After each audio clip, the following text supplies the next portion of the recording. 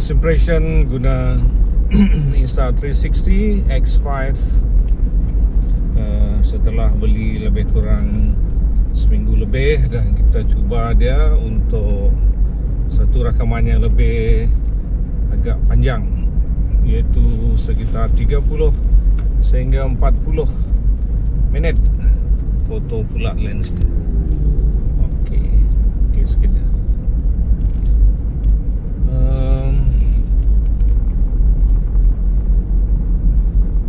30 minit setelah diedit, makan masa lebih kurang berjam jugalah. Tak tahu berapa jam tadi, mungkin 2 jam macam tu. Edit dia lebih banyak kepada mencari angle yang sesuai. Dan kali ini testing sebab kamera tu betul-betul di sebelah telinga kiri. Jadi rakaman tu untuk diambil sudut yang mudah tu agak sukar. Melainkan kalau kamera itu diletakkan di hadapan ataupun 45 degrees depan kiri, dia mungkin akan okey sikit. Jadi bila dia betul-betul di sebelah telinga, dekat lagi tu di dalam kereta, memang angle tu memang sebab kita perlu cari beberapa angle yang pelbagai, bukan satu saja, bukan salah saja, tetapi pelbagai. Jadi kena cari sudut-sudut yang okey. Kemudian edit dia, sedar tak sedar bateri X5 mau habis. Jadi kalau kita edit di handphone kita, X5 tu perlu di charge supaya tidak habis bateri.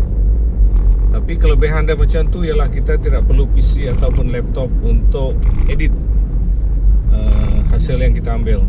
Dan X5 ni, X5 ini sangat sesuai untuk kita bawa ke event yang macam food festival, yang mana semua angle 360 ada perkara yang berlaku. Kita nak tengok makanan, tengok orang nyanyi, tengok pergerakan. Jadi sangat sesuai.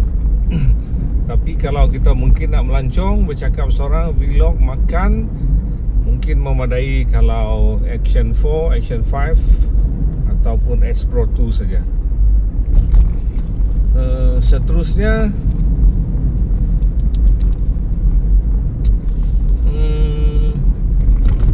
itu kelebihan dia lah ya. Tak perlu komputer ataupun laptop. Jadi kita cukup guna X5 saja dan handphone. Jadi storage dia tu, dia tidak guna storage handphone. Dia punya konsep ialah semua recording tu, bahan tu masih di dalam X5, dan waktu kita edit dia, bahan-bahan itu masih di dalam X5. Jadi dia tidak akan mengganggu storage handphone kita. Cuma sesudah itu, kalau dah diedit, lepas kita nak lepas dah habis edit, kita export. Masa itu barulah file yang sebenar itu akan diekspor ke handphone kita. Jadi kualiti dia nanti bergantung kepada apa yang kita nak, sama ada 720, 1080 ataupun 4K. Itu tergantung pada handphone yang kita ada. Jadi kalau kita mau kualiti, kita guna 4K, pasti kualiti dia lebih baik, tapi akan makan storage di handphone kita. So kalau lepas storage, kita ekspor dia ke handphone. Lepas itu barulah kita upload dia ke YouTube. Begitulah lebih kurang 3 proses yang melibatkan penghasilan, iaitu recording menggunakan X5, kemudian kita edit dia, pindahkan ke handphone, dan selepas itu barulah kita upload dia ke YouTube. Jadi 3 perkara ini. Bateri dia dah diberi ekstra Tapi yang bagus dia juga, benda ini boleh di charge macam biasa, guna power bank, guna kabel. Dan waktu kita edit rakaman kita boleh cucuk saja dekat charging unit. Jadi pada masa yang sama kita pakai dan dia juga tengah charging.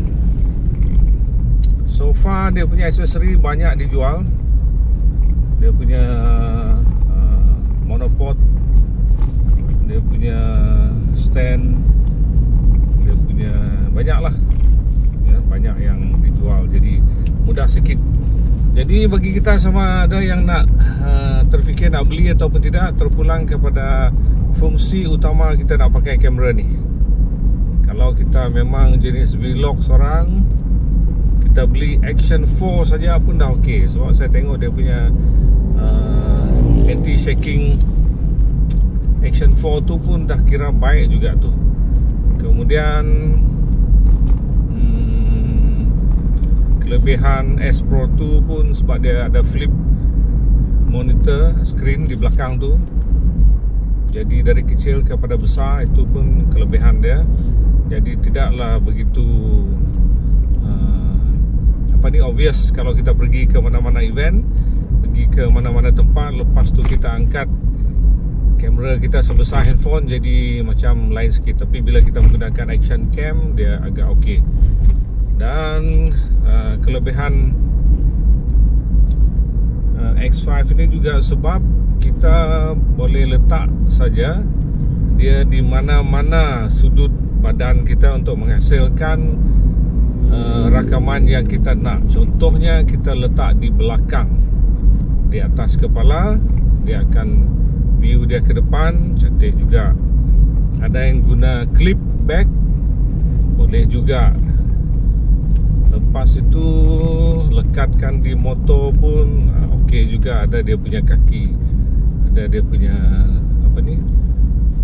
peralatan yang dijual lah. Yang bagus dia juga, dia ni waterproof. Mungkin bagi yang suka pakai motor, so dia tak perlu ragu lagi, letak je di depan, even belakang skrin, belakang windshield motosikal pun boleh juga, supaya dia tidak kena debu, hujan yang teruk, itu terpulang. So first video yang agak panjang ini nanti korang tengok, sebab cabaran dia kali ini ialah kamera terlalu dekat, angle susah cari. Tidak seperti satu rakaman yang saya buat sebelum ini, di tengah-tengah, di atas meja waktu minum kopi, tidak ada pergerakan banyak, jadi mudah untuk kita pilih angle-angle yang kita mau. Tetapi ini bercakap, kamera di telinga memang susah nak ambil. So itu sedikit review X5 untuk kali ini. Mudah-mudahan bagi yang terfikir untuk membeli, mungkin boleh dengar-dengar info ini supaya boleh memberi input sama ada untuk membeli ataupun tidak. So far malam belum cuba lagi, tapi dari review internet memang semakin baik daripada X3 dan X4. Dan so far macam okey juga, cuma saya tak pakai lagi. Tapi logically kalau kita guna mana-mana action cam pun di tempat malam yang ada sedikit lampu saja pun itu dah kira okey. Ya, lainlah misalnya mungkin di tempat yang sungai, tempat bangunan-bangunan orang makan malam, itu memang okey tu sebab memang ada lampu. Jadi melainkan kita menggunakan kamera-kamera macam ni untuk special case, itu mungkin kita ambil kira sangat. Kalau sekadar normal shooting, recording, tak jadi masalah. So tepuk dada tanya selera. Kalau rasa kita nak go for cheaper, yang okey, Action 4 dah okey. Malah ada yang guna brand-brand lain lagi yang di bawah 500 pun dah okey. Terpulang dengan kita ya, untuk penghasilan video-video yang kita mau. Jadi kita nak beli yang mahal ke, yang murah ke, no problem. Kita nak beli 2-3 biji pun no problem, sebab Masing-masing itu nanti kita pakai sesuai pada event yang kita mau. Ya.